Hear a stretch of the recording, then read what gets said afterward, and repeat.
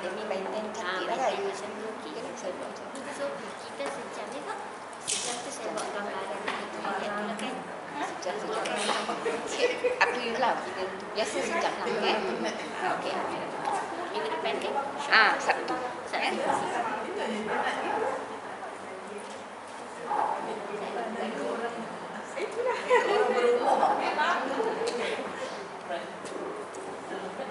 Subhanallah, subhanallah.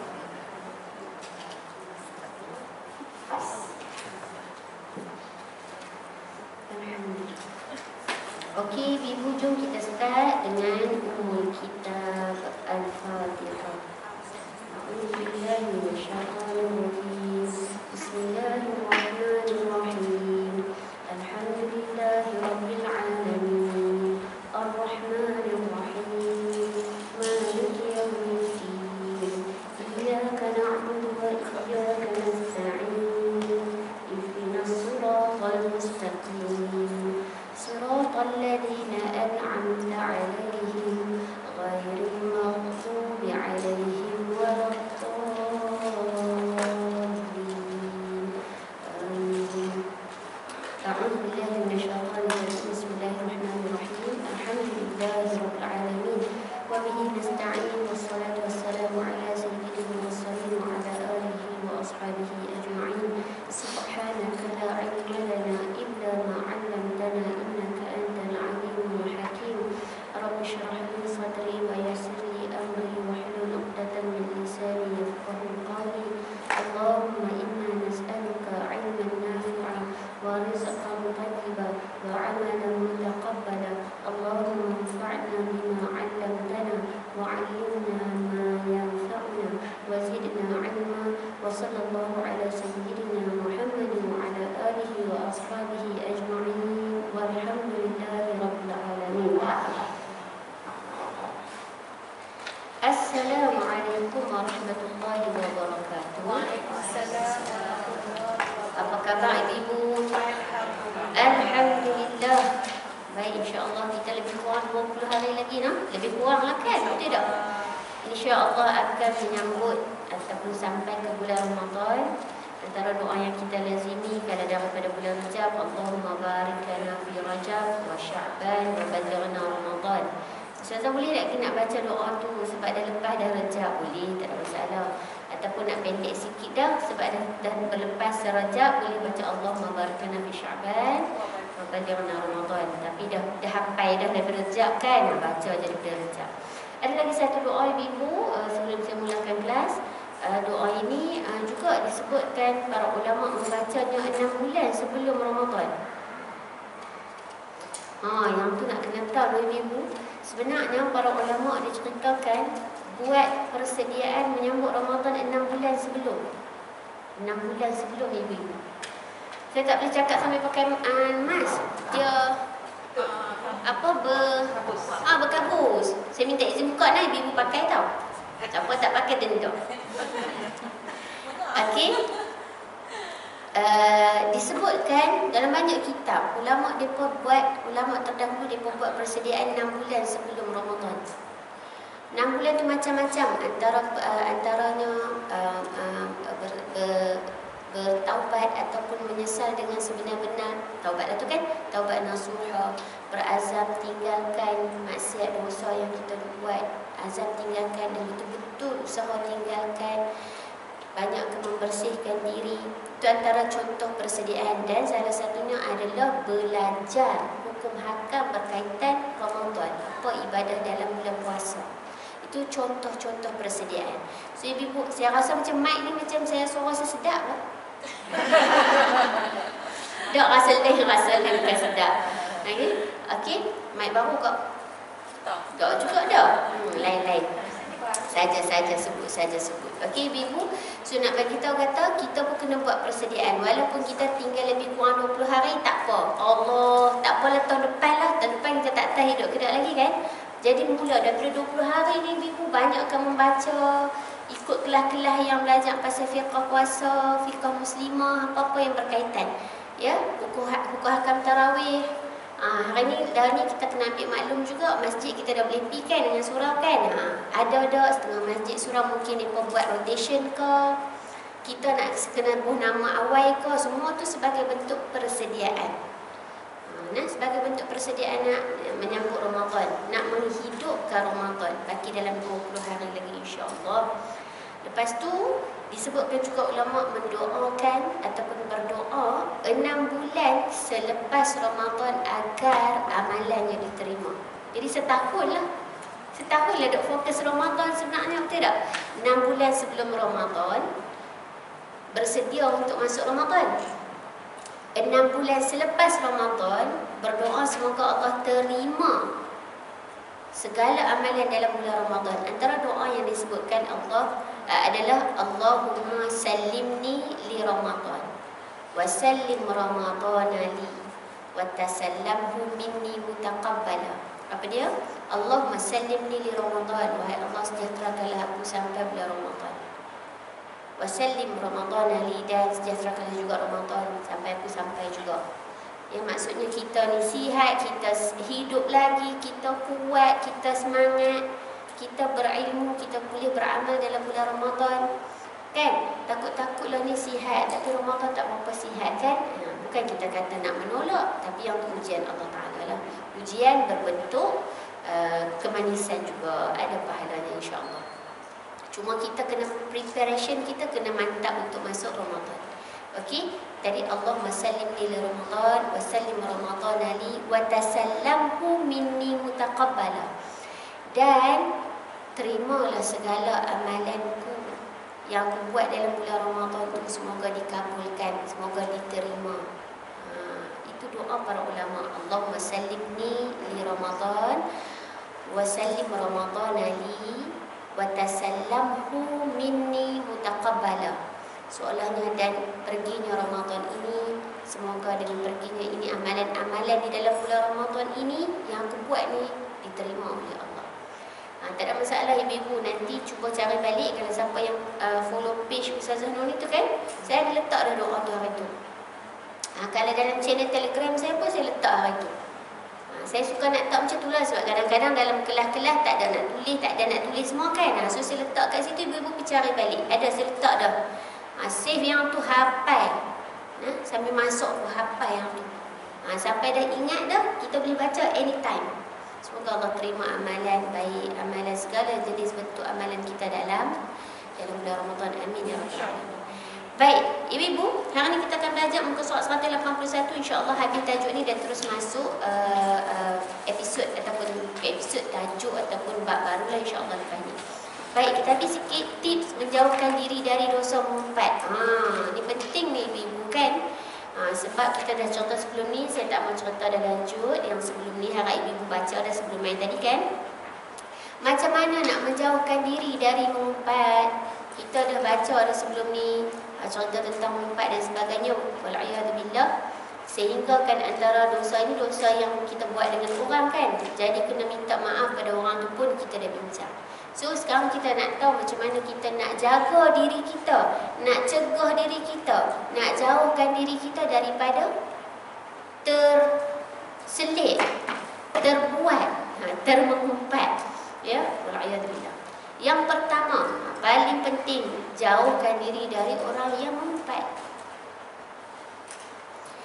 Jauhkan diri dari orang yang mengumpat, jauhkan diri dari circle yang mengumpat. Tak ada masalah ibu-ibu kita menjauhkan diri daripada orang yang, kalau bahasa sekarang, bahasa apa kak? Toksik membawang. Ini tak ada masalah. Dan memang pun sebab tu kita ni, siapa kawan kita? Kita ni orang kenal dengan siapa kawan kita. Betul tak? Even though kalau kita pun, contoh, kita kata ke anak-anak kita kan, jangan kawan dengan kawan-kawan ni. Bukanlah jangan kawan tu maksudnya berhati-hatilah dekat sekolah. Sebagai contoh, kalau kita dengar apa-apa ataupun kejiranan dan sebagainya, kita highlight. Kenapa? Sebab kita kenali sifat dia. Kita tak takut-takut anak kita terbabit dengan anak tersebut, jadi dia jadi lebih buruk, wal'ayazubillah. So sama dengan kita.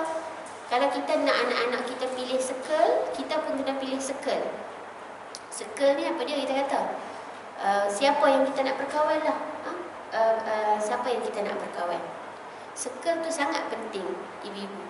Sangat penting untuk jaga akhlak kita, untuk jaga hati kita, untuk jaga amal ibadah kita. Walaupun sebenarnya orang yang kuat, dia terdidik dengan diri dia sendiri. Ya, kalau dia duduk dalam grup membawang pun, kalau dia tu memang, maksudnya kita ni memang kuat, kita ni memang tegas, kita ni memang tak buat sekali, kita tak akan terpengaruh. Tetapi kadang-kadang kawan-kawan, circle kita ni menyebabkan kita tu jadi seseorang. Kita tu berubah. Contoh ibu-ibu selalu join dalam kelas ni. Dah ada kawan-kawan yang suka mengaji. Betul tak? Sekali lagi kawan ni kata ni, surau esok ada buat ni, potong-potong bawang. Ni bukan membawang potong-potong bawang nak sambut Ramadan. Contoh kan. Kita dapat information yang baik dari kawan-kawan yang baik. Kawan-kawan yang ajak pergi surau. Kawan-kawan yang semangat nak mengaji. Betul kan? Tapi kalau kita kawan-kawan yang sebaliknya, kita akan terjerumus dalam hal-hal yang demikian juga. Kita akan suka dengan benda-benda yang kawan-kawan kita suka juga. Walaupun sebenarnya pada usia kita ni, ibu-ibu, kita dah tak banyak berkawan juga sebenarnya. Betul tak? Bukan saya salah. Kalau compare tu zaman muda kita, kan, zaman muda kita ataupun zaman kita tak kahwin, kita mungkin lagi ramai kawan. Tapi sekarang kita mungkin tak banyak kawan bertemu, tapi banyak di WhatsApp grup taman, grup lorong, grup fasa. Dalam satu taman tu ada berapa grup tu? Betul tak? Grup Tupperware pula. Grup makan. Kan, macam-macam. So, grup-grup ini pastikan kita duduk dalam circle ataupun bulatan atau kumpulan yang tepat. Kalaulah boleh membuatkan kita terpengaruh dengan perkara-perkara yang negatif, maka jauhilah, wal'ayazubillah. Semoga Allah pelihara kita untuk dapat kawan yang baik. Tak ada salahnya kita memencilkan diri daripada berkawan dengan orang-orang yang tidak memberi manfaat kepada kita. Tak ada kesalahan pun. Okey, tak ada kesalahan pun. Tapi kalau kita boleh tegur, baguslah. Kadang-kadang kita tak boleh tegur kan. Kadang-kadang kita tak boleh tegur. Jadi cukup untuk kita berdiam diri. Jangan join. Perkara kedua, menjauhkan diri dari menjadi pendengar kepada orang yang mengumpat. Macam mana nak buat dia? Kita sembang dua orang je. Cuba-cuba tiba-tiba sembang dua orang je. A dengan B sembang dua orang. B baru buka topik. Tahu tak? Macam mana tu kan? Ni kalau dua orang, kalau 5 orang mungkinlah dia boleh bangkit, betul tak? Ni kalau tinggal 2 orang je. Tahu tak nak cerita? Semalam dengar mereka kata, kita pun dah tahu dah ni gaya lain macam ni. Topik lain macam kan. Macam mana nak buat? Satu, ibu-ibu, kalau kita berani, macam saya sebut, kalau kita berani, kita boleh tegur direct. Dan kita jangan underestimate pendengar kita. Jangan underestimate. Maksudnya kalau aku tegur dia ni, mesti dia marah aku. Tak semestinya, ibu-ibu. Kita doakan hidayah ni, aku nak tegur ni. Tak boleh macam ni. Sebab saya beritahu ibu pengalaman saya pernah ada assumption yang begitu pada pendengar saya. Maksudnya orang yang saya nak tegur. Saya kata kalau aku tegur, saya dia tak berkawan dengan aku. Kalau sekian-sekian macam mana, putih ukhwah dan sebagainya. Namun bila bahasa saya betul, cara saya betul, konten saya tepat, dia faham dan dia jelas, dia boleh terima dengan terbuka hati. Maksudnya apa? Jangan assumption. Jangan letak assumption. Jangan assume.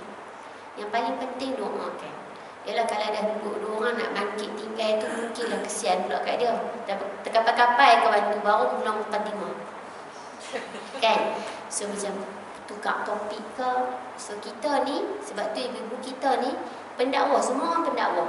Bukan ustaz-ustazah yang main kuliah aja pendakwa, ibu-ibu pun pendakwa. Dan setiap orang ni berbeza, betul tak? Capacity. Ada orang boleh menulis, dia tulis. Ada orang boleh dia membaca dan dia sampaikan dengan bercakap, dia bercakap. Ada orang mungkin dia tulis satu je dalam grup WhatsApp family dia. Tadi kami mengaji bab tips menjauhkan dosa mengumpat. Pertama, kita jauhkan diri dari orang yang mengumpat. Kedua, jauhkan diri dari jadi pendengar. Contohnya, maksudnya kita sedang berdakwah tu ibu. Jangan pandang remeh, dakwah tak semestinya kena duduk live dekat page Facebook, kena pergi surau masjid ceramah, kena jadi penulis. Apa kapasiti kita? Semua orang kena buat baik. Dakwah ni apa? Ajak orang buat baik, seru orang buat baik. Itu. Okey? So kita semua boleh buat. Jadi tolong separate benda ni. Bukan separate, spread benda ni. Okey? Baik, apa lagi ibu-ibu? Jom kita tengok. Saya nak pergi cepat supaya kita boleh masuk bab baru sekurang-kurangnya lagi. So dekat sini sebenarnya dah ada penerangan. Perkara satu, jauhkan diri dari menjadi orang yang mengumpat. Ada 2 tips pula. Bermuhasabah dengan apa yang telah lalu. Selesaikan punca masalah. Fikirkan tujuan hidup yang sebenar. Ini mahal sangat ibu-ibu. Fikirkan tentang tujuan hidup yang sebenar. Ini paling penting. Saya suara tak ada bukan sebab apa lah. Sebab cakap banyak sangat. Jadi dia duk kata-kata hukum. Okey, fikirkan tujuan hidup yang sebenar. Fokus pada matlamat. Apa tujuan hidup kita yang sebenar ibu? Apa tujuan hidup kita yang sebenar? Nak dapat redha Allah lagi.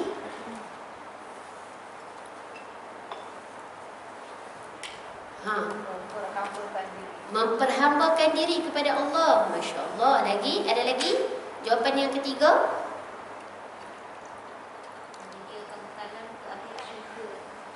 Buat bekalan. Memperbanyak kebekalan. Masya Allah. Tabarakallah. Betul ibu-ibu. Allah sebut, وَمَا خَلَقْتُ الْجِنَّ وَالْإِنسَ إِلَّا لِيَعْبُدُونَ. Aku tidak menciptakan manusia kecuali untuk, tidaklah aku menciptakan jin dan juga manusia kecuali untuk beribadah kepada-Ku. Yang tu tujuan hidup kita yang sebenar. Bukan tujuan hidup kita untuk buat apa-apa yang tak penting dalam hidup kita.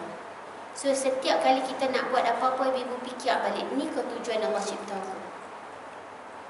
Adakah ini tujuan Allah cipta saya? Dan disebut panjang oleh Muhammad Said Madhi, seorang penulis buku. Dia kata penceritaan yang lanjut ada dalam surah Al-Alaq sebagai misal. Banyak surah, tapi antara contohnya surah Al-Alaq menceritakan tujuan kita. Apa tujuan kita diciptakan? Kenapa Allah cipta kita? Kalau orang yang sedang tentang ataupun aware ataupun acknowledge dengan fokusnya kenapa dia dihidupkan, kenapa dia diciptakan, apa matlamat kehidupan dia tak buat benda yang sia-sia. Betul tak ibu? Contoh mengumpat tadi, sia-sia duk contoh pasal orang. Tak tahu lagi orang tu pun sembang pasal kita ke tidak, ataupun orang lain pun cerita pasal kita. Macam saya sebut hari tu ibu-ibu berkali-kali, saya sebut pada diri saya dan kita semua. Kita tak mahu orang cakap pasal kita, pasal keluarga kita, anak cucu kita. Kita jangan cakap pasal keluarga orang, anak cucu orang. Tapi bukan maksud tak ambil tahu nah. Kena ambil tahu. Kena ambil tahu maksudnya jiran kita sihat ke tidak. Kalau nampak cucu dia duduk dalam bahaya, nampak dia main kat tembok dan sebagainya, itu kita kena report. Tapi maksudnya menyebar-nyebarkan kekurangan dan keaiban. Jangan sekali-kali saya contoh pada diri saya dan kita semua. So ni ada dalam tips pertama muhasabah tadi, saya pergi secara laju. Okay, dalam ni juga ada dorongan untuk meredakan kemarahan, melepaskan tekanan dan kebencian. Saya harap ibu-ibu baca yang ini juga sebagai tips. Tips ni insya-Allah kita boleh beramal. Supaya apa? Supaya kita menjadi orang yang terselamat dan tidak terjerumus di dalam dosa kemaksiatan mengumpat. Wal'iyadzubillah. Macam saya sebut ada satu surah Allah cerita tentang mengumpat je kan? Surah apa ibu-ibu?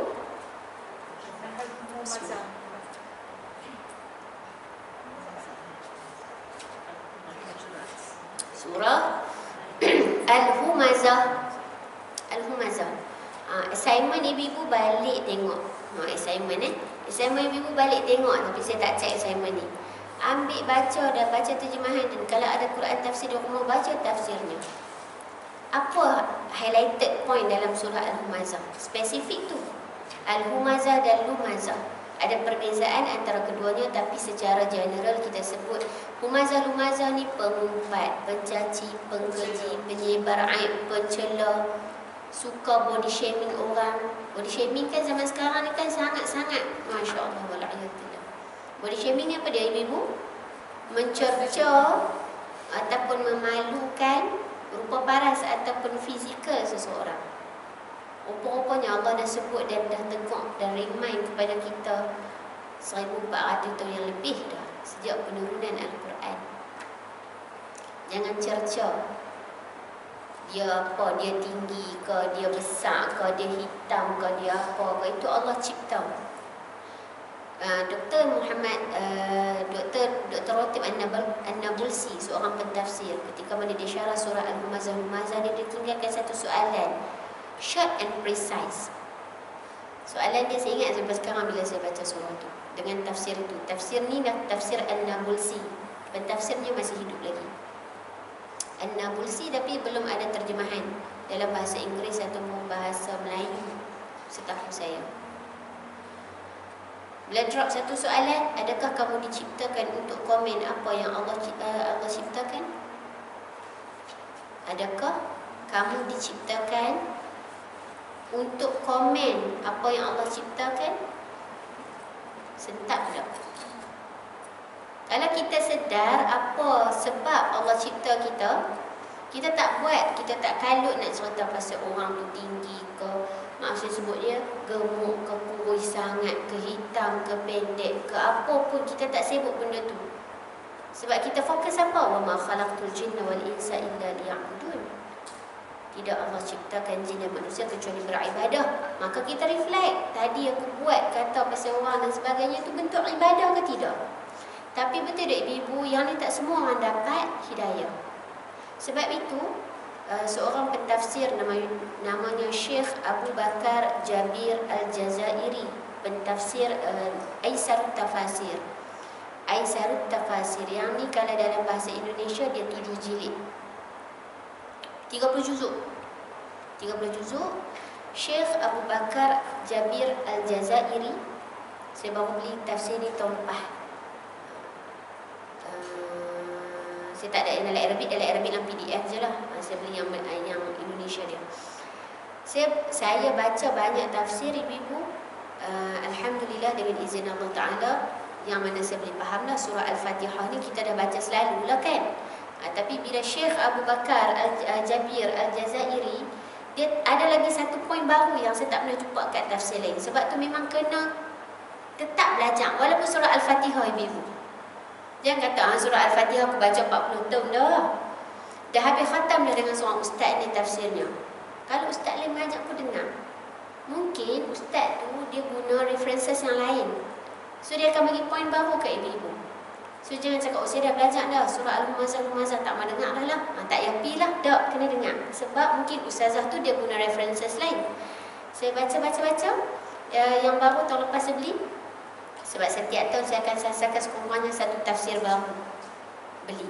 Tapi ibu jangan tanya baca habis dah kau ustazah. Tafsir ni, kitab-kitab tafsir atau kitab-kitab Arab ni, kalau sejilid kita boleh ada expectation untuk baca habis dalam masa tertentu. Kalau macam tafsir ibu kan 30 juzuk. 30 juzuk. Seorang pentafsir namanya Fakhruddin Ar-Razi, dia tafsir ke surah Al-Fatihah lebih kurang 300 muka surat. Kalau saya main mengajar sini surah Al-Fatihah, guna tafsir itu bila nak habis? Betul kan? Dan dalam 2-3 bulan lepas saya beli satu kitab bahasa Arab juga, tafsir surah Al-Fatihah. Tafsir surah Al-Fatihah kan 500 muka surat. Berapa ayat ibu? 7 ayat. Jadi tak boleh ada expectation. Saya baca aku duk beli tiap-tiap tahun tu. Saya memang letak yang tu antara kepentingan saya kena kumpul duit. Tafsir ni mahal lah sebab dia berjilid-jilid. Kadang 1,000, 2,000. Tapi memang kena. Setelah lepas saya beli yang ni, Al-Jazairi, dia letakkan, ibu baca siratal ladzina an'amta alaihim, kan? Ihdinas siratal mustaqim. Saya ada syarat yang ni kat sini. Kalau tu kita berulang habaq nah, Sebab saya tak ingat kat mana saya cerita. Kan kita minta ayat ihdinas siratal mustaqim. Kan minta ayat, minta doa. Dalam ayat tu doa tu ibu-ibu. Ayat ke-6 tu ihdinas siratal mustaqim, tunjukkan kami ke jalan yang lurus wahai Allah. Jalan tu Allah cerita detail dalam ayat ke-7. Siratal ladzina an'amta alaihim. Jalan orang-orang yang telah engkau beri nikmat kepada mereka. Ghairil maghdubi alaihim, bukan jalan orang-orang yang dimurkai. Waladdallin, dan juga bukan jalan orang-orang yang sesat. Berarti ada 3 golongan dalam ayat ke-7. Satu, golongan yang jalan atas surat al-mustaqim. 2, golongan yang dimurkai. 3, golongan yang dhalin, sesat. Jalan yang siratal mustaqim itu adalah orang-orang daripada golongan pertama, siratal ladzina an'amta alaihim, jalan orang-orang yang telah engkau beri nikmat. Ada 2 soalan saya jumpa dalam tafsir Aisyah Tafasir. Soalan pertama, siapa mereka tu? Pernah ibu-ibu tertanya, siapa alladzina tu siapa? Jalan orang-orang yang engkau telah beri nikmat. Siapa orang-orang yang telah engkau beri nikmat tu? Allah tak detailkan pun. Secara asasnya kita tak nampaklah daripada ayat tu. Kedua, ayatnya an'amta, telah engkau beri nikmat. Betul kan? Soalan dia, nikmat apa dia dapat? Siapa yang dapat dan apa nikmat mereka sehingga mereka jumpa as-sirat al-mustaqim? As-sirat al-mustaqim ni jalan lurus ibu-ibu kan? Tapi kalau kita bayang mungkin jalan lurus ke sini kan, dia tak semestinya mendatar ke bawah, dia mungkin naik ke atas. Sebab perkataan mustaqim itu daripada qama. Qama ni berdiri tegak ataupun mendirikan. Kan kita sebut qiyamul lail. Qiyamul lail, perkataan yang ada qiyamul lail itu qiyam itu terkait dengan perkataan mustaqim tu.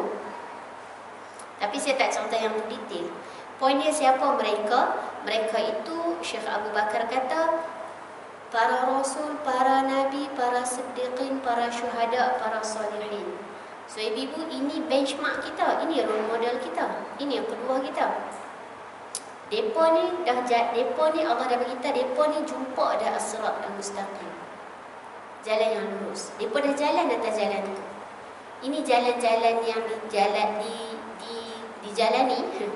jalan yang telah ditempuhi oleh 5 golongan ini. So kita kena tengoklah Nabi buat apa, Rasul buat apa, para salaf buat apa. Kita kena tiru mereka buat, supaya kita pun boleh dapat as-siratal mustaqim. Yang pertama, kita datang golongan pertama. Golongan siapa mereka? Soalan pertama kan. Yang lebih detail, apa nikmat yang mereka dapat ibu? Saya akan link ni dengan yang ni. Apa nikmat yang mereka dapat? Al-Jazairi dalam tafsir yang sama juga mengatakan 4 jenis nikmat yang mereka dapat. Siratal ladzina an'amta alaihim. Golongan ini, dia dapat 4 nikmat ini yang menyebabkan dia sampai ke sirat al-mustaqim. Dan nikmat ini ibu-ibu, cuba kita reflect tengok, kita muhasabah tengok, kita dapat dengan nikmat ni. Nikmat yang pertama, beriman dengan Allah dengan sebenar-benar iman. Bila sebut beriman dengan Allah dengan sebenar-benar iman dan semua perkara yang wajib diimani, cuba tengok balik. Beriman betul-betul tak? Kalau betul-betul beriman ibu-ibu, itu kenikmatan yang pertama yang para nabi dan 5 golongan tadi saya sebutkan dapat. Kadang-kadang kita sebut dekat mulut, aku beriman dengan Allah. Tapi bila terkena satu musibah, ni macam wanita tadi kita belajar kan, hampirlah tak rasa apa yang aku rasa. Contohnya kan, betul-betul beriman tak tu? Yang tu saya lemparkan soalan, ibu-ibu jawab tapi tak payah jawab kuat-kuat. Fikir seorang-seorang.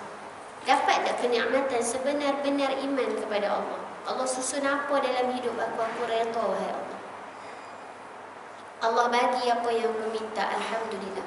Allah tak bagi apa yang aku berhajat lama sangat, aku redha, aku sabar, aku syukur. Sebab yang nak kena highlight adalah apa yang Allah bagi, bukan apa yang Allah tak bagi. Contoh, ini contoh beriman. Satu yang saya kata tadi, nikmat yang pertama. Nikmat kedua, ibu-ibu, saya percepat. Nikmat kedua adalah, Syekh Abu Bakar kata, nikmat kedua yang 5 golongan ini dapat adalah mengenal Allah dengan detail melalui nama-namanya, yakni Asma'ullah Al-Husna dan sifat-sifatnya. Saya tanya ibu-ibu, kita hafal dah Asma'ul Husna? InsyaAllah kan? Kalau gerak pukul 3 pagi pun insyaAllah kak bangkit Ustaz, nasyid Asma'ul Husna, bangkit tu, nas'aluka ya man huwallah. Tidak sampai habis, boleh sambil nasyid. Sebab kita duduk nasyid daripada kecil kan. Tak bagus, memang kena hafal pun. Tapi nikmat kedua ni, kenal. Hafal tu bagus, memang kena hafal. Jangan kata kalau tu saya tak esok hafal. Kena hafal, memang kena hafal. Cuma soalan dia, betul-betul kenal tak apa yang kita hafal? Contoh, Allah Ar-Razzaq. Saya ambil yang kita suka sangat. Sebab kalau pergi masuk yang Al-Muhaimin, Al-Aziz, semua tu mungkin jarang-jarang kita ingat kan. Sekali-sekala kita ingat. Ar-Razzaq. Sejauh mana Allah kita kenal Allah Ta'ala dengan namanya Ar-Razzaq itu. Dan kenal itu menyebabkan kita bertambah keimanan dalam apa sahaja pun urusan rezeki kita. Ar-Razzaq, ibu-ibu, betul Allah Maha Pemberi rezeki. Tapi dia kenal ayat dia macam ni. Ni saya contoh ringkas je. Allah memberi rezeki pada siapa yang dia nak. Dan dia tidak memberi pada siapa yang dia nak. Kadang-kadang kita nampak yang stage pertama je. Allah bagi rezeki pada siapa yang dia nak. Tapi bila kita tak dapat sesuatu rezeki, kita kata Allah kan Maha Pemberi rezeki. Kenapa Allah tak bagi? Tak, Ar-Razzaq itu juga berarti dia boleh tidak memberi kepada siapa yang dia nak. Wa yarzuqu may yasha. Dan dia memberi rezeki kepada siapa yang dia nak. Dia yang suka nak bagi kat siapa, dia punya sukalah. Ayat dia macam tu. So betul-betul tak kita beriman dengan nama Allah Ar-Razzaq? Atau bila kita dapat, kita gembira, dan bila kita tak dapat, kita melenting. Itu maksud kenal betul-betul. Subhanallah, ibu, banyak khazanah dalam Al-Quran. Kalau kita betul-betul tengok, Masya Allah, tabarakallah, kita betul-betul beriman, kita betul-betul kenal. Juga melalui sifat dia yang kita duk nasyid, Allah wujud qidam baqa. Kan? Sejauh mana kita kenal betul-betul sifat Allah Al-Baqa sebagai misal. Contoh, dalam situasi tadi meratapi kematian kan, wanita yang tadi kita baca tu, mula-mula dia, Allah belum lagi menguji dengan kematian orang terdekat. Jadi saya pun tak tahu macam mana sikap saya bila berhadapannya nanti. Semoga Allah panjangkan usia mak bapak saya dan kita semua, amin ya rabbal alamin, dalam ibadah dan keberkatan, insya-Allah. Jadi saya orang terdekat saya tak pernah lagi, tapi saya sebut supaya saya ingat dan kita semua juga. Contoh Al-Baqa tadi saya sebut kan, Allah itu Al-Baqa pada ibu. Maha hidup, maha kekal lah. Al-Hayyu maha hidup, Al-Baqa maha kekal. So bila kita berhadapan dengan kematian, kita marah-marah misalnya, terlampau sedih, merintih, meratap. Kenapalah kau ambil, wahai Allah? Contoh. Aku tak bersedia lagi. Aku perlukan dia dalam kehidupanku. Lalu kita terlupa bahawa kita kenal yang tak mati itu hanya Allah. Yang hanya kekal itu Allah. Sampai dah tahap kita kenal Allah macam tu sekali ni. Saya ambil daripada Syekh Abu Bakar untuk share dengan ibu. Saya sebut untuk peringatan saya dan kita semualah. Okey? Baik. Nikmat ketiga ibu, la haula wala quwwata illa billah. Tahu bila dah beriman, betul-betul beriman, kenal Allah dengan sekenal-kenalnya melalui nama dan sifat dia, tahu apa Allah suka dan apa Allah tak suka. Kadang-kadang kita tak dapat nikmat ni lagi ibu-ibu. Maksudnya macam mana? Bila nak buat sesuatu sempat pause. Sempat pause. Ish, ni Allah tak suka ni. Contoh dalam situasi tadi. Ni yang saya nak link ni. Contoh situasi tadi. Tahu dah. Nak mula topik ni. Nak mula topik, nak cerita pasal orang, nak mengaibkan orang, nak sebar keburukan orang, nak jadi batu api, nak sebarkan permusuhan, nak mengadu domba. Wala'iyadzubillah. Dalam situasi tajuk kita mengaji ni. Baru mula, kok, tahu dah kok. Nak cerita Ustaz. Dalam situasi itu, saya belum dapat nikmat. Tahu apa Allah suka, tahu apa Allah tak suka. Betul kan? Kalau saya dapat nikmat tu, saya buat dah. Kalau saya tahu, saya dapat nikmat, tahu apa Allah suka, Allah tak suka, saya ajak dah kau dia mengumpat. Contoh, saya tak buat di bibu sebab saya nak gamit tu saya tahu dah. Ya Allah tak suka ni.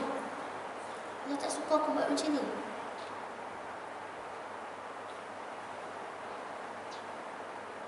Kadang-kadang kita tak dapat nikmat tu lagi. Ini paling menyentuh saya kok. Paling menyentuh. Saya pun manusia kan, khilaf banyak juga.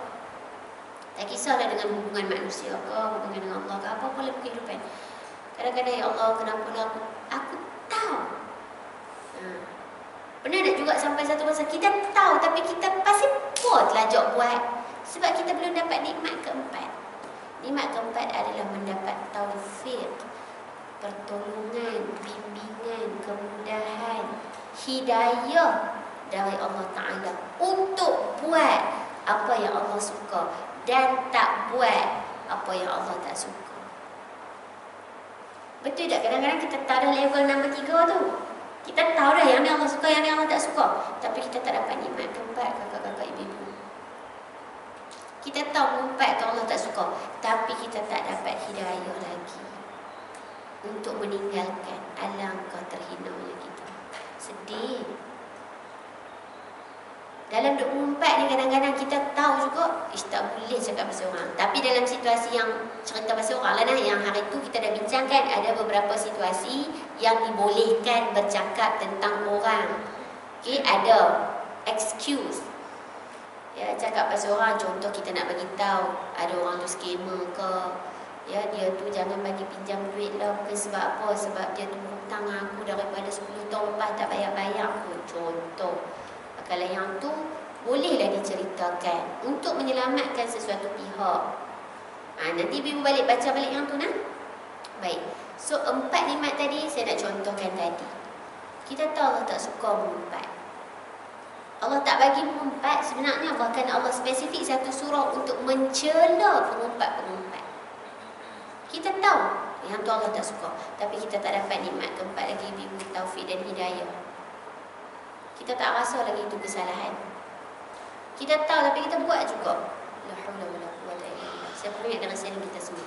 Okey, saya ibu baca nombor 1, nombor 2 ni juga harapnya ibu boleh baca jugalah nah. Tips pertama tu dia ada ni, bahawa tips pertama ni, okey, kenapa seseorang mengumpat? Kan? Beberapa sebab mengapa seseorang mengumpat. Yang ni saya tak mau baca, saya harap ibu boleh baca. Dia ada sampai nombor 5, bukan, nombor 9. So sebab tu saya tak mau baca lah. Okey, tapi harap-harapnya ibu-ibu balik baca. Boleh ibu? Baik. Yang kedua, tips kedua kat belakang, sentiasa mengingati matlamat sebenar hidup pun saya dah syarah dah. So ini matlamat kita diciptakan ibu-ibu adalah untuk beribadah, menyembah, mencari ridha Allah Subhanahu wa taala semata-mata. Dan menjadi khalifah atas muka bumi lah. Kan? Itu kita punya tanggungjawab, khalifah. So saya nak menyeru diri saya dan kita semua. Kan? Semoga kita dapat mengenal apa yang Allah suka, apa yang Allah tak suka, dan buat apa yang Allah suka, dan tinggal apa yang Allah tak suka. Dalam arti kata lain, mendapat 4 nikmat tadi dalam ayat yang ke-7, la haula wala quwwata illa billah. Okey, so ibu tengok dekat belah kanan muka surat 189, bagaimana persediaan menghadapi soalan, bagaimana keadaan di padang mahsyar, sebagai misal, syurga ke neraka. Yang ni boleh jadi persoalan-persoalan yang sentiasa menjadi booster dalam kehidupan kita. Ya, aku ni nak hadapi kematian ni, apa persediaan aku, macam mana dan sebagainya. Saya nak contoh kat ibu-ibu semalam, saya dapat satu hadiah dari Allah Subhanahu Wa Taala, satu bentuk muhasabah. Saya tak tahu, mungkin ada ibu-ibu yang berhadapan dengan situasi yang sama. Saya minta maaf, tak acknowledge sebab saya tak tahu. Semalam saya ceramah dekat Masjid Bandar Seri Putra. Saya kenal seorang kakak ni, maksudnya saya cam lah muka. Saya cam lah muka-muka ibu-ibu ni kan. Walaupun nama tak hafal lagi. Hafal nama ketua kelas dengan penolong kelas ya. Kakak-kakak ibu-ibu yang lain kadang-kadang saya lupa, saya minta maaf banyak dah, jangan terasa dah. Lah ni saya dah tak berapa buat dah hafal nama orang. Kalau saya, student saya hafal ibu-ibu. Saya hafal. So saya boleh jerit daripada jauh. Muhammad, tak? Aminah, Hajibi, jawab. Kalau ibu-ibu saya tak hafal pun tak apalah. Kalau saya tembak nama lagu tu lari balik kan. Jadi tak apalah, tak hafal nama ibu nak. Okay. Tapi saya kenal lah kakak ni. Ada beberapa tempat memang kakak ni dia akan ikut saya punya kuliah lah. Jadi di salah sebuah surau, saya tak contoh surau mana, di salah sebuah surau, kami dah mengaji dah tajuk tu. Dia dah ada mengaji dah tajuk tu. Tapi dekat masjid semalam, tajuk baru. Maksudnya tajuk baru untuk masjid tu. Tapi untuk tempat lain tu dia dah jadi tajuk lama lah. Sebab masjid sebulan sekali. Jadi kakak ni pergi juga. Yang tu pun saya dah rasa macam, ya Allah ya Tuhan, kakak ni mengaji dah ni sebenarnya tajuk ni. Tapi dia main mengaji lagi. Kita apa? Tu yang pertama. Balik nak kena ada jalan dengan saya. Dia ada tanya soalan. Kemudian saya parking kereta kat depan tempat penceramah tu kan. Saya nak naik kereta, dia kata hari ni sebab dia segan dia pakai seluar. Dia kata, maaf saya pakai seluar, tak ada masalah, tutup aurat. Selagi tutup aurat tak ada masalah kok kan. Hari ni main naik basikal. Kereta rosak. Ni 62 ibu. Tadi saya dah fikir lah, kakak ni dia mengaji dah tajuk ni dengan aku. Yang dia main juga buat apa? Contohnya macam tu lah kan. Saya Masya Allah Tabarakallah lah. Ini saya tak tahu apa situasi kakak tu. Ada cucu ke, ada rumah, ada orang kat rumah ke, tak ada orang kat rumah. Yang tu bukan saya punya apa. Ada boundaries lah maksudnya. Tapi daripada kesungguhan dia tu, kita apalah, dia dah main mengaji. Dia tengok dia main kayu gerai ibu. Dia kata tak apa saja, tak jauh sangat pun. Tapi saya tahulah jarak Masjid Bandar Seri Putra dengan surau yang dimaknakan itu, yang saya ajak tu agak jauh jugalah. Bagi saya jauh lah nak kayu gerek tu. Maksud saya tak tahu lah tu baru surau, saya tak tahu rumah dia kat mana. Dia kata tak jauh sangat pun Ustazah. Tak jauh tu bukan jadi isu tadi ibu. Sebenarnya jarak bukan jadi isu, kesungguhan. Main naik gerek, saya rasa dalam sekitar umur 50-an lah. Saya rasa. So saya rasa saya balik semalam tu, saya rasa macam ya Allah Tuhan, kita ni hidup dengan apa? Saya lah. Saya ni hidup dengan apa? Adakah masih saya hidup dengan alasan? Tak boleh lah itu rosak tak pergi kelas hari ni. Contohlah. Bukan maksud saya kata tak boleh jadikan itu sebagai alasan. Mungkin sebahagian orang dia tak ada gerek kat rumah. Dia tak boleh naik motor. Dia tak pandai mengayuh. Jadi bila itu rosak, stoplah semua cara untuk dia bergerak. Mungkin ada situasi tu. Tapi untuk saya hargai sangat momen semalam tu. Saya tengok kakak tu kayu. Saya duduk melengur seorang-seorang sebelum start kereta. Saya kata, ya Allah, ini orang yang tak ada alasan ni, kakak-kakak ibu-ibu. Dia dengan dia mengaji dah tajuk tu. Dengan dia kayu gerek pula. Main masjid. Walaupun dia kata jarak tak jauh. Tak apa, jarak tak jauh tu bukan jadi isu. Kesungguhan.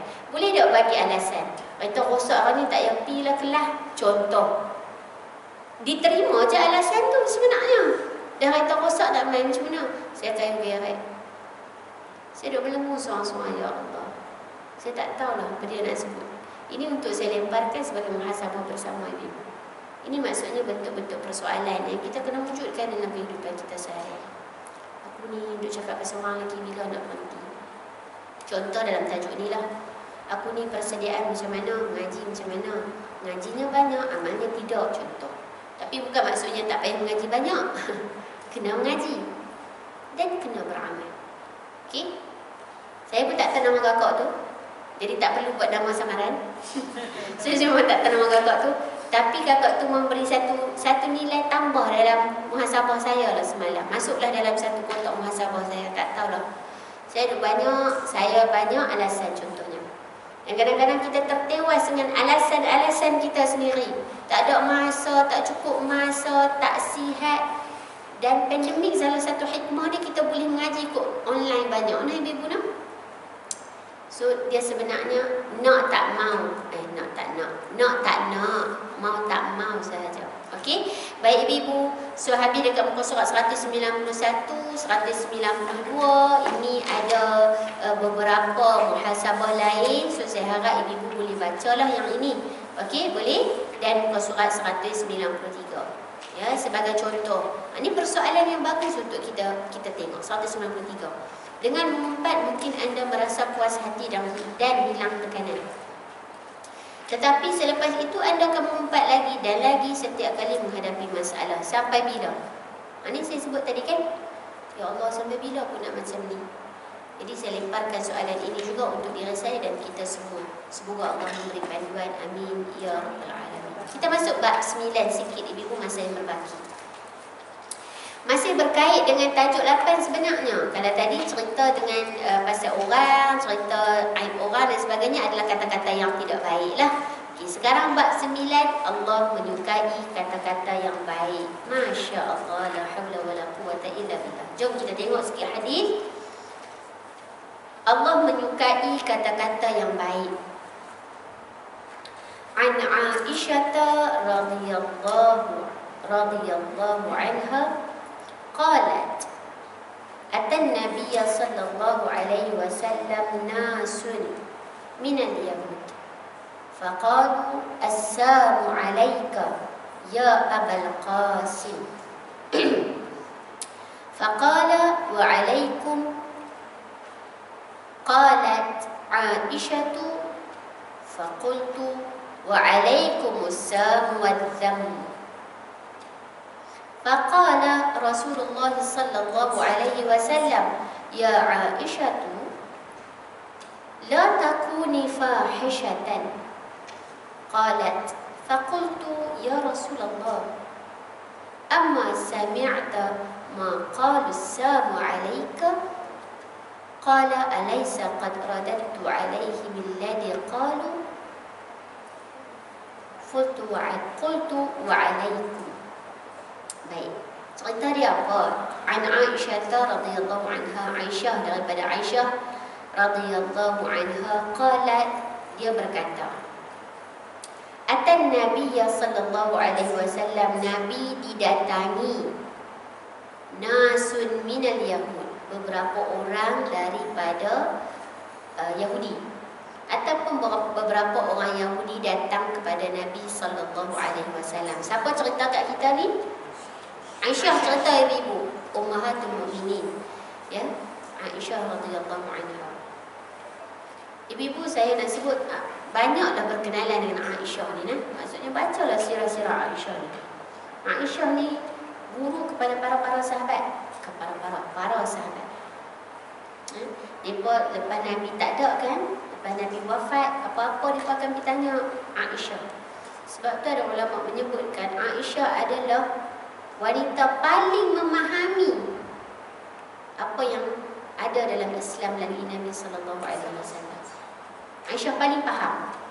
Aisyah paling memahami apa yang disampaikan oleh Rasul sallallahu alaihi wasallam, apa yang disyariatkan. Wanita yang bijaksana. Bijaksana dia tu ibu-ibu dalam semua bidang. La haula wala quwwata illa billah, termasuk bidang politik. Sebab bila politik semalam baru mengundi kan. Tapi saya tak mengundi, saya orang Kedah. Okay? Maksudnya nak katakan dalam bidang yang kadang-kadang tidak mencapai akal kita pun Aisyah menguasainya. Bukan maksud saya kata kalau macam tu saya kena jadi orang yang pandai dalam politik. Tidak, mengambil caranya, cara, sikapnya, akhlaknya.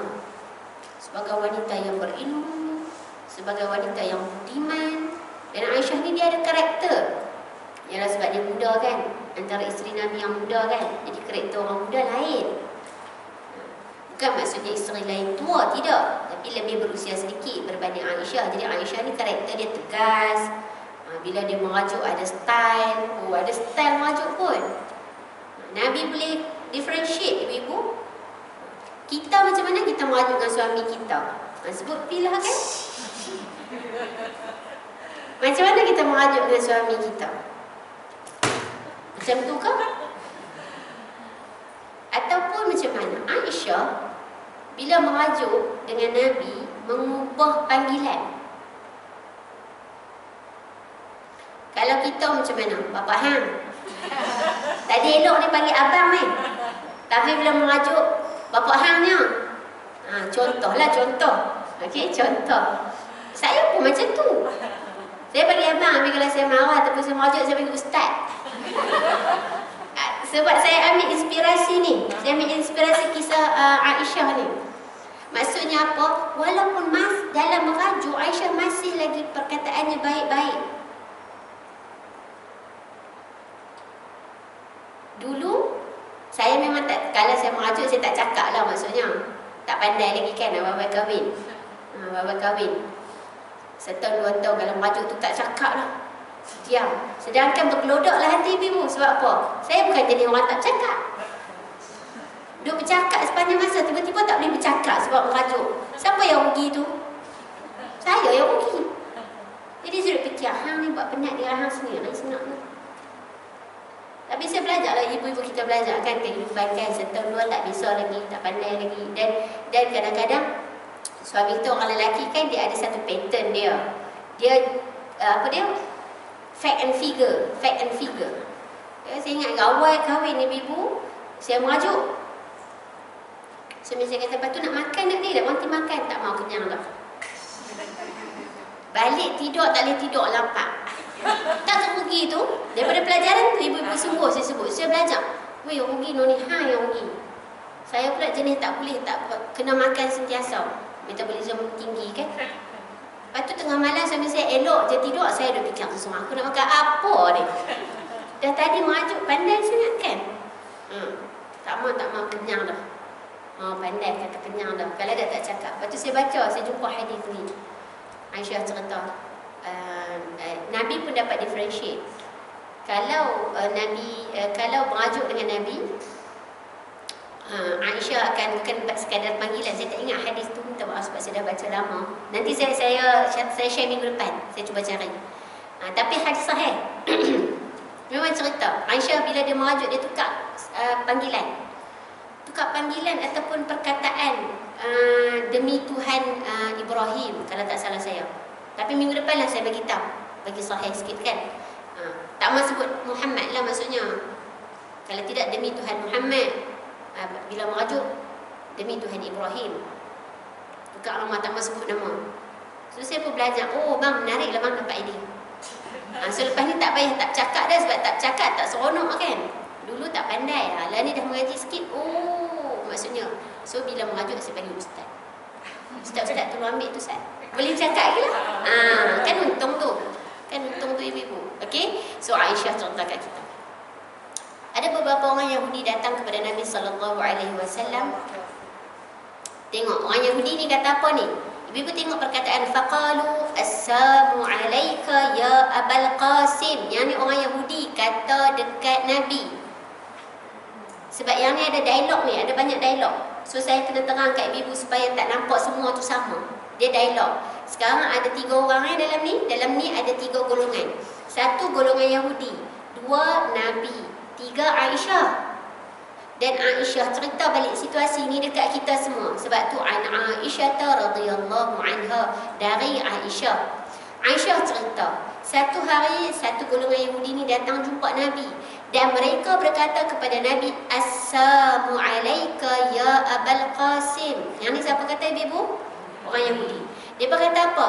Kematian ke atasmu wahai Abul Qasim. Maksudnya orang Yahudi ni berlaku biadab, rude dengan Nabi SAW.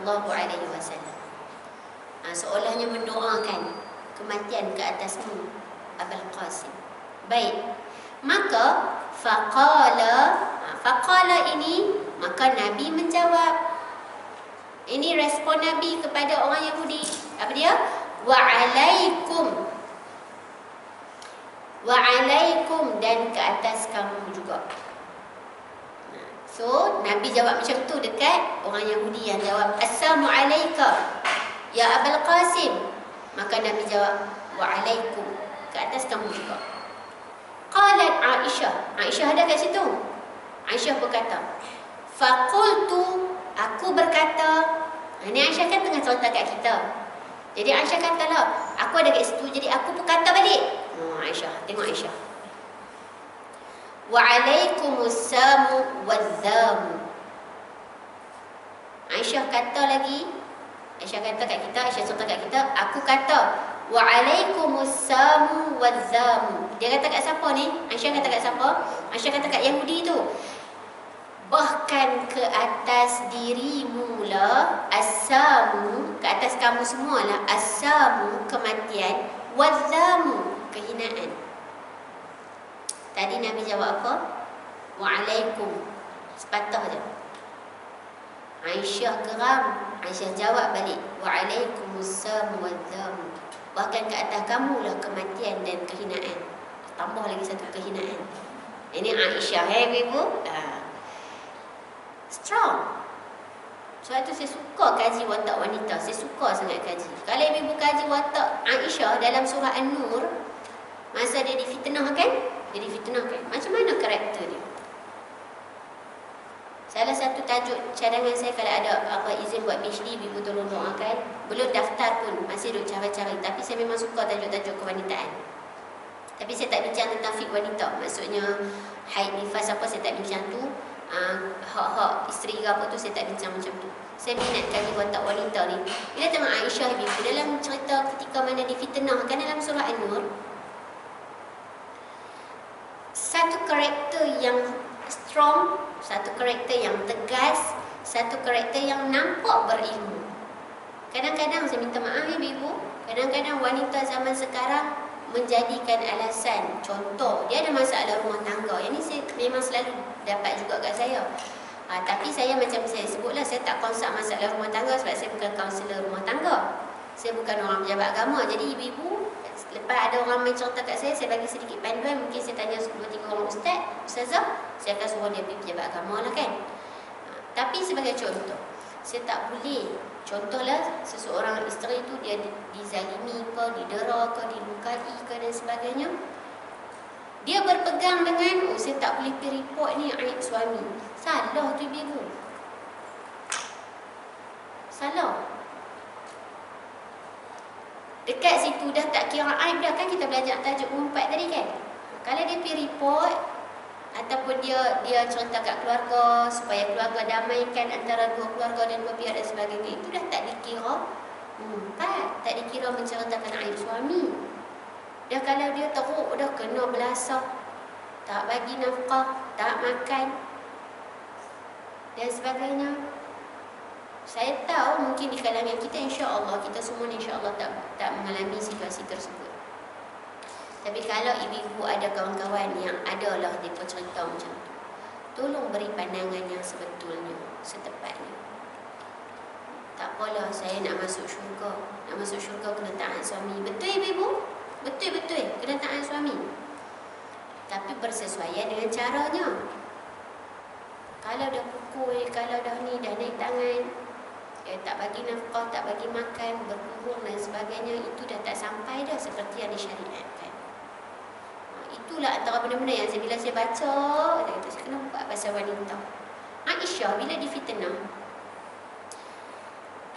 bila Nabi tak tahu, sebab Nabi kan tak dapat wahyu lagi ibu. Nabi tak dapat wahyu. Bukan Nabi tak backup isteri ya, Nabi tak dapat wahyu. Nabi akan bagi tahu sesuatu mengikut wahyu. Jadi bila Nabi tak dapat wahyu, Nabi pun tak boleh kata yang ni betul, yang ni tak betul.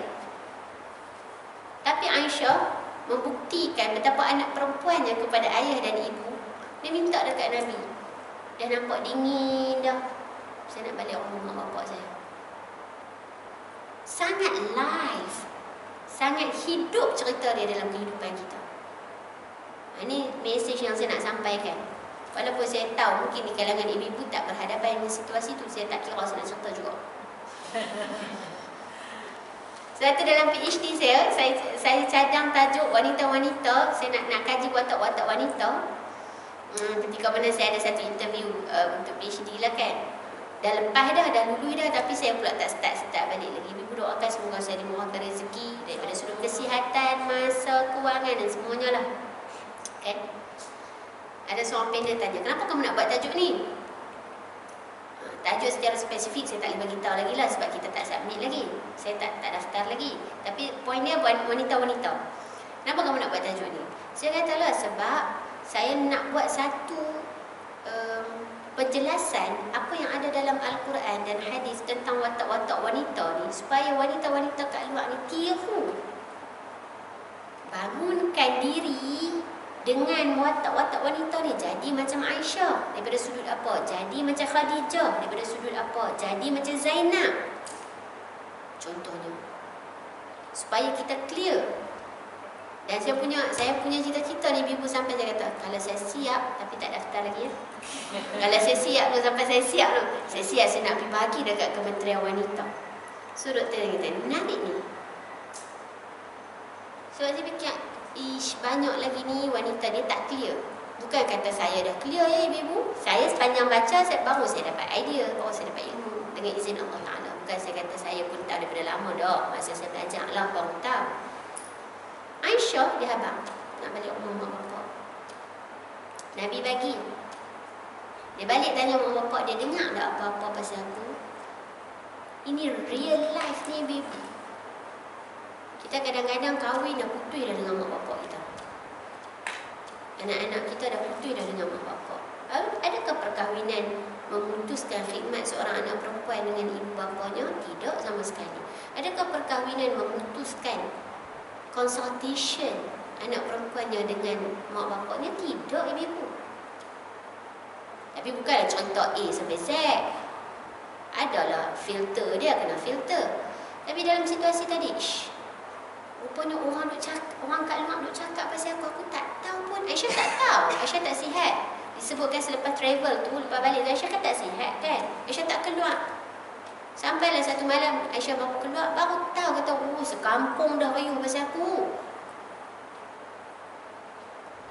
Patutlah Nabi bersikap dingin. Bersikap dingin sekali lagi. Bukan sebab Nabi tak suka atau suka. Nabi tak dapat wahyu ibu-ibu. Jadi Nabi tak boleh buat apa-apa. Maksudnya Nabi memang akan cakap tentang wahyu. Dengan wahyu. Ini nampak tak macam mana? Subhanallah. Aisyah balik. Tapi lepas tu ibu-ibu balik cari lain lah kalau cerita dia tu. Cerita dia tu kita tak habis baca satu hadis ni. Tapi poin dia selepas disucikan. Sebab itu Aisyah ni ada julukan wanita yang disucikan dari langit. Wanita yang disucikan dari langit. Aisyah dapat julukan itu. Dia satu-satunya. Sebab apa? Sebab wahyu Allah turun spesifik untuk sucikan maruah dia melalui surah An-Nur. Ini bukan calang-calang wanita. Kalau kita duk baca, oh Aisyah, atau Aisyah Nabi kahwin muda. Kalau setakat tu je ibu-ibu, aduh jauh lagi kita. Jelas tak maksud saya? Kalau kita dalam kepala kita hanya tahu Aisyah, oh Aisyah pun, Aisyah Nabi kahwin dengan Aisyah muda, Nabi tak ada anak dengan Aisyah. Kalau sekadar itu kita kenal Aisyah, macam mana kita nak ambil watak-watak Aisyah tu? Itu maksud saya. Kalau kita sekadar kenal Khadijah, oh Khadijah isteri yang pertama kan. Masa tu monogami kan. Nabi dengan Khadijah tak kahwin dengan mana-mana wanita masa kahwin dengan Khadijah. Lepas tu Khadijah lah yang selimutkan Nabi kan. Kalau sekadar itu, ibu-ibu macam mana kita nak jadi macam Khadijah? Ini misi-misi hidup saya ni ibu. Tolong doakan berjaya. Saya tak kisah pun sampai kementerian ke tak sampai kementerian. Poin dari saya, bila saya baca, saya boleh contoh kat ibu-ibu supaya balik baca lagi pasal Aisyah. Ini tengok bangat Aisyah. Wa'alaikumussalam wa'addamu. Walaupun salah situasi dia tu. Salah. Nabi tegur. Cuba tengok. Kita habis baca hadis ni dulu. Faqala Rasulullah sallallahu alaihi wasallam. Maka Nabi jawab. Nabi kata, Ya Aisyah. Wahai Aisyah. La takuni fahisyah. Janganlah engkau menjadi wanita yang keji, yang berkata keji, maafkan saya. La takuni fahisyah. Janganlah kamu menjadi wanita yang berkata keji. Ataupun dalam kata lain, janganlah kata macam tu. Hang doa balik kematian dan kehinaan ke atasmu. Nabi tak gunakan perkataan asam kan? Nabi sebut wa'alaikum dan ke atas kamu juga. Tapi dia bantai sekali sebut asam dan ada added value lagi. Wadham. Aisyah kata, faqalat. Qalat. Maka Aisyah kata, faqultu. Aku kata, ya Rasulullah, ama sami'ta ma qalu as-samu alayka? Kamu tak dengar ke mereka kata apa yang mereka ucapkan ke atas kamu, kematian ke atas kamu, wahai Abul Qasim. Qasim kan nama anak Nabi, Al-Qasim nama anak Nabi. Maksudnya Abul Qasim adalah bapa kepada Nabi, bapa kepada Qasim iaitu Nabi lah. Qala Rasulullah sallallahu alaihi wasallam jawab, alaysa qad radattu alaihim alladhi qalu? Bukankah aku dah kembalikan kepada mereka ucapan itu? Tadi kan aku dah sebut faqultu wa alaikum. Aku dah jawab kan? So apa yang kita nak sebutkan kat sini ibu-ibu, saya baca habis dekat muka surat 198, kita dah habis masa. Dalam hadis ni beberapa orang Yahudi datang kepada Rasulullah mempermainkan ucapan salam. Kita kan assalamu alaikum. Sebab tu bunyi kena bagi elok-elok ibu-ibu, sebut-sebut betul-betul. Bila kita belajar Quran, belajar tajwid, dia akan memperbetulkan makhraj kita dengan baik. Kena perbetulkan. Jangan assalamualaikum. Bukan kom. Ejaan Melayu kita macam mana? K-O-M ke K-U-M? K-U-M. Walaupun sebenarnya yang tu adalah bentuk transliterasi. Transliterasi ni tak betul lah maksudnya. Maksudnya tak tepat. Bukan tak betul. Tak datang secara tepat. Ya, bahasa Melayu dia tak terjemahkan secara tepat apa yang dibaca dalam Arabik. Sebagai contoh, Alhamdulillahirrabbilalamin. Kan ada Quran Alhamdu, dia ada eja bawah tu. Alhamdulillahirrabbilalamin. Alhamdu, dia eja A-L-H-A-M-D-U. Lillah L-I-L-L-A-H. Quran tu tak dibenarkan ibu-ibu. Tidak disahkan oleh Kementerian Dalam Negeri. Kementerian Dalam Negeri yang approve Quran di Malaysia. So Quran tu tak disahkan. Sebab apa? Sebab ejaan Rumi tidak menunjukkan makhraj yang sebenar. Sebab tu tak boleh. Okey? So tapi kita ambil lah contoh, kita ada ejaan assalamualaikum dengan KUM kan. Jadi sebutlah assalamualaikum. Bukan assalamualaikum. Macam mana ibu-ibu baca Quran? Kan? Maliki yaumiddin. Maaf. Iyyaka na'budu ke iyyaka na'budu? Dhammah kena muncung tepat. Na'budu. So sama assalamualaikum. So dia kata apa? Dia nak mempermainkan salam. Assalamualaikum. Dia ubah menjadi asam, kematian ataupun kecelakaan juga boleh diterjemahkan. Nabi jawab balik wa'alaikum, ya, yang membawa maksud mengembalikan kata-kata buruk mereka kepada diri mereka tanpa baginda perlu sebut perkataan asam tu. Nabi sebut wa'alaikum sahaja. Sayyidatina Aisyah lebih cenderung untuk balas balik ucapan penghinaan mereka, tetapi baginda menegur perbuatan isterinya bahawa dia tidak perlu bersama-sama ucap balik perkataan tersebut, cukup untuk kembalikan dengan penuh kesopanan tetapi mengandungi ketegasan. Highlighted point ni ibu. Tak payah balas balik sebiji macam tu, tetapi cukup untuk mengandungi ketegasan. Saya kira yang ni saya tinggalkan hadis ini dulu, insya-Allah. Sebenarnya ada muka surat 999, kalau ibu nak baca dulu boleh, dan ada rezeki insya-Allah kita akan panjangkan dalam kelas yang akan datang. Tapi cukuplah untuk kita belajar hari ni tentang siapa? Tentang Aisyah. Aisyah dia memang macam tu, dia cepat. Tapi bukan memaksudkan adanya cacat celah, tidak. Tetapi menunjukkan karakter tegas itu. Tapi Nabi habaq balik, tegas tu tak kena balas balik dengan perkataan. Cukup kita kata wa'alaikum. Okey? Baik, saya kira itu sahaja untuk hari ini ibu. Saya minta maaf atas salah dan silap. Semoga kita belajar sesuatu sangat cantik. Kita boleh linkkan hari ini menutup topik berkata yang tidak baik, dan kita masuk balik dengan tajuk berkata yang baik. Nabi menegur dan menyampaikan kepada kita. InsyaAllah kita akan jumpa minggu depan untuk tadabbur surah Al-Mulk. Okey, pukul 10. Dalam masa lebih kurang 1 jam tu, untuk 30 ayat tu mungkin tak boleh detail lebih dulu, tapi sekurang-kurangnya ada idea lah. Ada idea apa yang kita duk baca malam-malam sebelum tidur tu, insyaAllah. Cuma Kak Ani, Ramadan telah berjalan tak? Nanti update balik. Okey, nanti update balik, tak apa. Okey, ibu-ibu, jumpa lagi insya-Allah minggu depan insya-Allah. Barakallahu fikum jami'an. Jom kita tutup dengan kafaratul majlis dan suratul asr. Subhanakallahumma wa bihamdika asyhadu an la ilaha illa anta astaghfiruka wa atubu ilaik. Bismillahirrahmanirrahim. Wal 'asr innal insana lafi khusr illa alladhina amanu wa 'amilus salihat wa tawassaw bil haqq wa tawassaw bis sabr. Assalamualaikum warahmatullahi wabarakatuh. Waalaikumsalam.